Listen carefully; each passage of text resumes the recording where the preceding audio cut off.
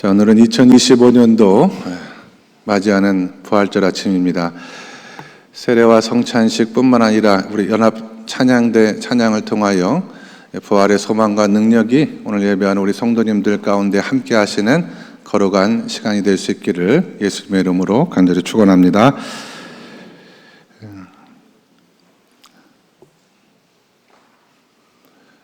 스펄전 목사님의 설교 가운데 나오는 이야기입니다. 영국에는 탄광이 많은데요, 잉글랜드 북동부 지역에 위치한 던햄이라고 하는 탄광이 있었어요. 근데 탄광은 종종 원치 않는 사고들이 일어난 경우가 많지 않습니까? 한 번은 이 탄광에 아주 큰 사고가 나서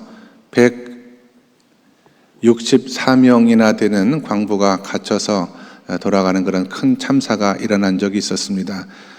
사고 현장을 수습할 때 참혹한 그 현장 속에서 조그만 나무 판자 하나를 사람들이 발견을 했는데 거기에는 이런 내용이 기록이 되어 있었다고 해요.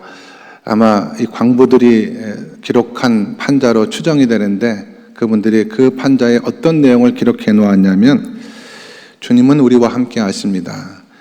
우리는 정말 유쾌한 기도회를 하나님 앞에 드렸습니다. 주님 우리를 축복해 주셔서 우리 모두가 주님의 나라 영광에 나아갈 수 있는 준비를 할 수 있도록 인도해 주옵소서. 하나님께 모든 것을 맡겨드립니다. 화요일 오후 2시 이렇게 기록을 해 놓았다고 합니다. 이 땅을 떠나가는 마지막 순간에, 고통과 두려움의 그 마지막 순간에 그들은 부활의 소망이 되신 그리스도 예수를 생각해냈고 그분 앞에 기도하며 자신의 마지막을 그렇게 하나님 앞에 드리며 그 시간을 함께했다라고 하는 것입니다. 죽음이라고 하는 것이 분명 생명의 끝인 것은 맞습니다. 그러나 우리 믿는 사람들에게 성경은 기록하기를 그러나의 은혜가 있다라고 우리에게 말씀을 하고 있어요. 성도들에게 죽음이라고 하는 것은 그러나 영원한 생명의 시작이기도 합니다. 이분들은 그 마지막 공포와 두려움 속에서도 그러나의 이 신앙을 붙들고 자신의 마지막 순간 하나님과 함께하는 믿음의 큰 결정을 내렸다라고 하는 것을 알 수가 있습니다. 저는 오늘뿐만 아니라 매일의 삶을 살아가는 우리 성도님들의 삶의 여정 가운데 이런 그러나의 은혜가 함께할 수 있기를 주 예수 그리스도의 이름으로 간절히 축원합니다. 우리가 읽은 성경 말씀 20절에도 그렇게 기록이 되어져 있습니다. 20절의 말씀을 다 같이 읽겠습니다. 시작. 그러나 이제 그리스도께서 죽은 자 가운데서 다시 살아나사 잠자는 자들의 첫 열매가 되셨도다. 아멘. 그러나는 우리가 아시는 것처럼 앞의 내용을 이렇게 뒤집는 반전의 의미를 담고 있는 접속사 아닙니까? 도대체 앞의 내용이 어떤 내용이었기에 사도 바울은 그러나라고 하는 이 접속사를 기록하면서 말씀을 기록해 놓았을까? 만일 죽은 자의 부활이 없으면 그리스도도 다시 살아나지 못하셨을 것이다. 부활이 없다면, 예수 그리스도가 다시 살아나지 못했다면 앞에 어떤 내용이 기록이 되어져 있느냐? 만약 부활이 없다라고 한다면 저와 여러분이 믿는 믿음은 다 헛것이 되고, 우리가 오늘 예배 전에 나와서 하나님 앞에 예배드리는 모든 것은 다 소용없는 것이 될 뿐만 아니라 믿음을 따라 살아간 사람들은 모두 망한 사람이 되는 것이고, 우리가 세상에서 가장 불쌍한 사람이 될 수밖에 없다. 예수 그리스도의 부활이 없다라고 한다면 그렇게 된다라고 하는 거예요. 그러나 감사하게도 예수 그리스도는 모든 죽은 사람들의 첫 열매로 살아나셔서, 다시 말씀드리면 부활하셔서 우리에게 영원한 생명을 우리에게 허락해 주셨다라고 하는 그런 말씀입니다. 그러나 예수 그리스도께서 죽은 자 가운데서 다시 살아나사 잠자는 자들의 첫 열매가 되셨기 때문에 저와 여러분의 믿음은 더 이상 헛것이 아니라 현실이요 실제가 되는 줄로 믿으시면 아멘 하시기 바랍니다. 이 의미를 깨닫는 것이 오늘 성경 말씀의 가장 중요한 핵심입니다.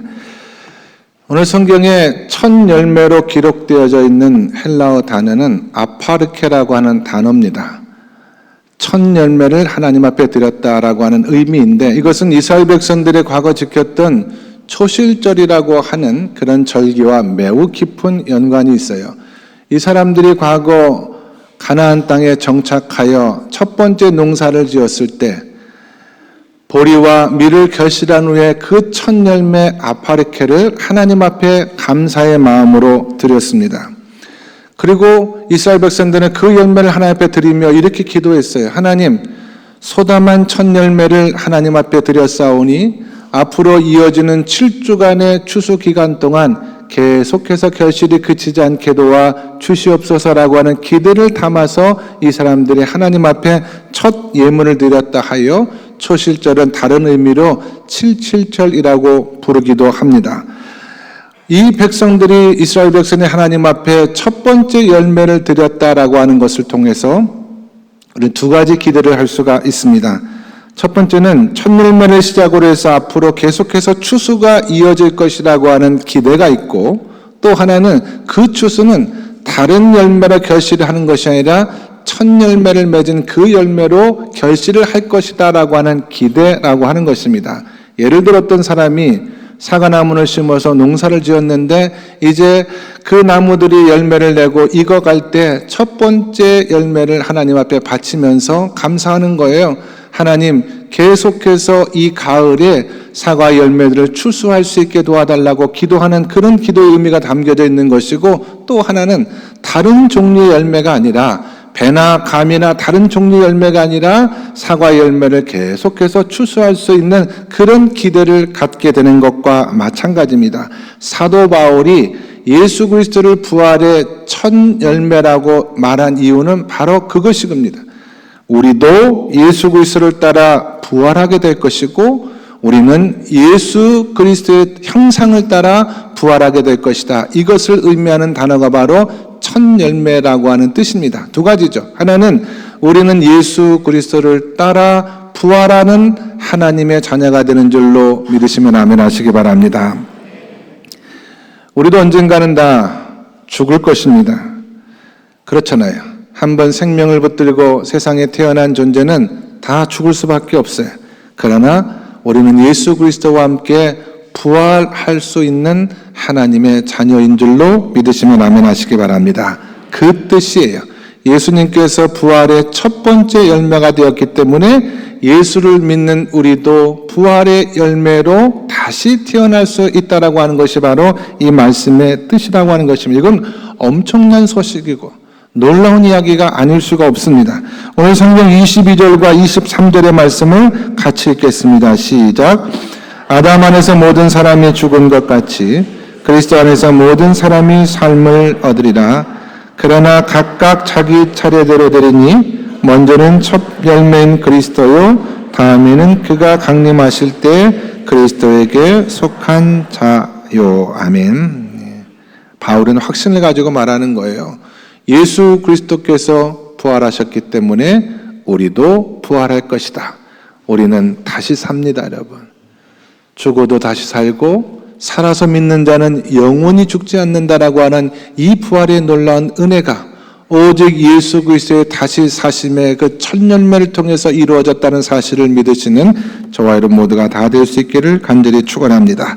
정말 우리가 이 부활의 진리를 믿을 수만 있다면 우리는 어떤 형편 속에서 죽음 앞에서도 절망하지 않을 수 있다라고 하는 거예요. 제가 전에 섬기던 교회에서 정말 가슴 아픈 장례를 치른 적이 있었습니다. 한 청년이 수학 능력 시험을 마치고 이제 교회에 와서 예배를 드리고 돌아가는 중에 큰 교통사고를 당해서 하늘나라로 떠나갔습니다. 갑작스러운 청년의 죽음은 그 가정뿐만 아니라 교회에 큰 충격을 안겨다 주었습니다. 왜냐하면 그 청년의 아버지도 불과 몇 년 전에 비극적인 죽음을 당해서 온 교회가 함께 장례를 베푼 적이 있었기 때문에 그래요. 권사님과 따님만이 남아있는 그 가정, 장례식장에서 가족들과 교회들이 얼마나 교인들이 울었는지 모릅니다. 장례를 마치고 저는 매일 그 가정을 찾아 신방하고 예배를 드렸습니다. 예배를 드리고 기도해드리고 권사님과 따님의 손을 잡고 그렇게 매일매일 보내는 중 어느 날 예배 마치고 나올 때 권사님이 따라오 나오시더니 제 손을 잡고 그런 말씀을 하시더라고요. 목사님, 이제 저 괜찮아졌습니다 라는 말씀을 해주셨어요. 하나님께서 이 아들을 세상에 보내주시고 저에게 선물로 주셔서 얼마나 많은 위로를 경험하면서 오늘날까지 살았는지 모르는데, 하나님의 생각이 계시고 더 이상 세상에서 고생하지 않고 당신의 곁에 두시기 위해서 이 아들을 데려간 것이다. 제가 그렇게 믿고 부활의 날 하늘나라에서 다시 만나 못다한 사랑을 나누며 살아가겠다고 그렇게 말씀하시면서, 목사님 이제 걱정하지 마세요 라고 말씀하시는데 제가 들어와서 정말 눈물을 많이 흘렸어요. 근데 그 권사님의 고백 가운데는 이 진리의 말씀이 담겨져 있는 거예요. 부활의 진리가 그 말씀 가운데 담겨져 있었습니다. 하나님께서 주신 생명이기 때문에 하나님께서 생명의 나라로 인도해 가셨고, 부활의 날 우리는 다시 만나 아름다운 사랑을 나눌 수가 있다라고 하는 그 부활의 소망을 가지고 이 권사님은 그 시간들을 견디고 이겨내셨던 것입니다. 우리도 마찬가지. 우리도 언젠가는 다 죽을 수밖에 없지 않습니까?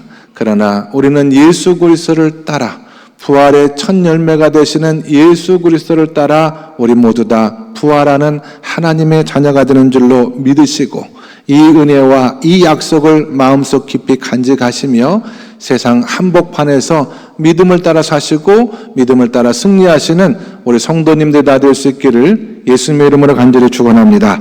이것이 예수 그리스도를 따라 부활한다라고 하는 첫 열매의 의미입니다. 또 하나, 두 번째로 우리는 예수 그리스도의 형상을 입고 부활한다. 바울은 성경에서 그렇게 말씀을 하셨습니다. 우리가 세상을 살아갈 때 흔히 원치는 않지만 육신의 질병 가운데 거할 때가 있고요. 영혼이 나약해지는 순간들도 때때로 많이 경험합니다. 나이가 들고 연세가 드시면 마음은 원치 않지만 육신이 후피한 가운데 우리가 매일매일 인도함을 받지 않습니까? 그러나 부활의 날 우리는 그리스도의 형상을 입어 영과 몸이 완전한 존재가 된다는 의미가 바로 부활의 첫 열매의 의미에 담겨져 있는 두 번째 뜻입니다. 우리는 예수님과 같은 열매로 부활한다는 거예요. 바울은 이것을 그리스도의 형상을 입었다라고는 성경에서 표현을 했습니다. 49절의 말씀을 같이 읽도록 하겠습니다. 49절 다 같이 읽겠습니다. 시작. 우리가 흙에 속한 자의 형상을 입은 것 같이 또한 하늘에 속한 이의 형상을 입으리라. 아멘. 여러분, 부활할 때 우리는 몸만 부활하는 것이 영혼만 부활하는 것이 아닙니다. 우리의 몸과 우리의 육신 또 우리의 영혼이 다 그리스도의 형상을 담는 신령한 몸으로 부활하게 된다라고 하는 것이 성경의 약속이거든요. 어떤 분은 저에게 그런 말을 해요. 목사님, 부활하면 몇 살 때 모습으로 우리가 부활하는 겁니까? 이 늙은 몸으로 부활하는 겁니까? 저는 18살 처녀 때가 제일 예뻤는데 그때로 부활하게 해주세요. 네, 가장 예쁜 때로 부활을 합니다. 목사님, 내가 쌍꺼풀 수술을 했는데 부활하면 이게 그대로 남아있습니까? 아니면 풀어집니까? 물어보시는 분도 계시고, 내가 노년에 질병으로 말미암아 말할 수 없는 고생을 당했는데 부활하면 다시 병들지 않는 것이 맞느냐라고 말씀을 하시는데, 네 가지 답이 오늘 성경에 기록이 되어져 있어요. 42절부터 44절까지 말씀을 읽도록 하겠습니다. 42절부터 44절까지 시작.